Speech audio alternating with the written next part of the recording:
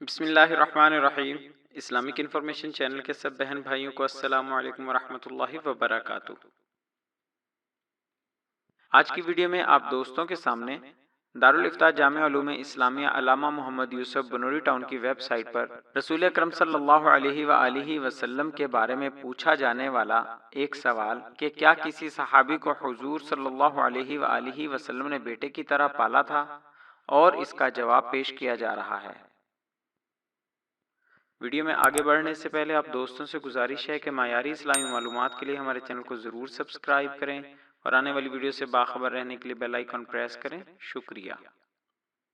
سوال: کیا حضرت محمد صلی اللہ علیہ وآلہ وسلم نے کسی صحابی کو اپنے بیٹے کی طرح پالا تھا؟ جواب: حضرت زید بن حارثہ رضی اللہ عنہ حضور صلی اللہ علیہ وآلہ وسلم کے غلام تھے، جن کو حضرت خدیجہ رضی اللہ عنہا نے آپ صلی اللہ علیہ وآلہ وسلم کی خدمت میں دیا تھا۔ ان کو حضور صلی اللہ علیہ وآلہ وسلم نے اپنے بیٹے کی طرح پالا تھا، جن کے بارے میں قرآن کریم میں واضح احکام بیان ہوئے، اور یہ واحد صحابی ہیں جن کا نام قرآن کریم میں آیا ہے۔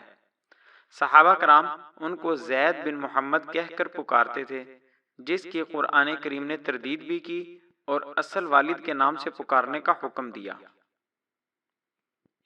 سورۃ الاحزاب میں فرمایا، تم ان منہ بولے بیٹوں کو ان کے اپنے باپوں کے نام سے پکارا کرو، یہی طریقہ اللہ کے نزدیک پورے انصاف کا ہے، اور اگر تمہیں ان کے باپ معلوم نہ ہوں تو وہ تمہارے دینی بھائی اور تمہارے دوست ہیں۔